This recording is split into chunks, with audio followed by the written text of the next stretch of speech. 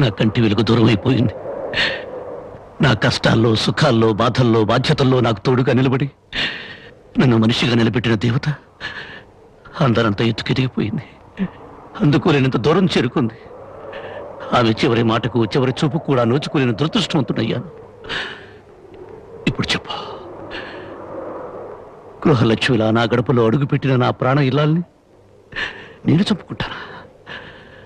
నా జీవితంలో చీకటిని చంపి వెలుగును పంచిన నా ప్రాణదీపాన్ని నేనే అర్పేసుకుంటానా? మీ నాన్న కోట్ల ఆస్తి ఆశ చూపించరా?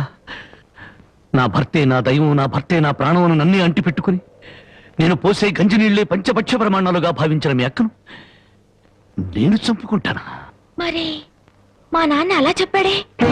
మీ నాన్న పశువు పారణతో కూతుర్ని అత్తవారింటికి పంపించాల్సిన మీ నాన్న వాడి మీద పడుకోబెట్టిన కూతురి శవాన్ని చూడడానికి కూడా రాలేదు. పట్టుదల పంతాలతో కూతుర్ని సాధించాలనుకున్నాడే గాని కట్టుకున్న వాడి చేత కురవి పెట్టించుకుని తన ప్రేమను నిరూపించుకున్న సగటు ఇల్లాలి పౌరుషాన్ని మర్చిపోయిన దుర్మార్గుడి మీ నాన్న. అటువంటి వాడి మొహం ఒక్కసారి చూస్తే పంచమహాపాతకాలు చుట్టుకుంటాయి. నువ్వెందుకు వచ్చావు? క్షమించు బాబు, నా కూతురు నీతో కాపురం చేస్తూ ఆత్మహత్య చేసుకోవాలని ప్రయత్నించనని తెలుసుకున్నాను. అందుకే దాని చావుకు కారణం నువ్వేనని అనుమానించారు, ద్వేషించారు. కానీ నువ్వు చెప్పే వరకు నిజం నాకు తెలియదు బాబు.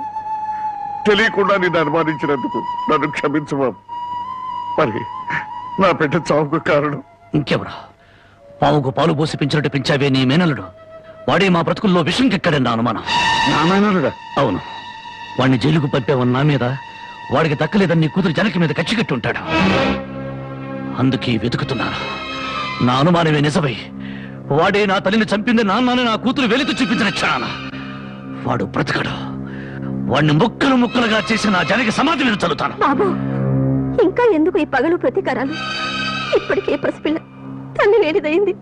నువ్వు కూడా జైలుకెళ్ళి తిరిగి దూరం అయిపోతావా? క్షమించండి. ఈ ఆవేశమే నన్ను ఇప్పటిదాకా బ్రతికించింది. ఈ ప్రతీకారమే నన్ను నడిపిస్తోంది. నా జానకిని బలిగున్న ఆ దుర్మార్గుడు చావు కళ్ళారా చూసేదాకా ఈ నడక ఆగదు.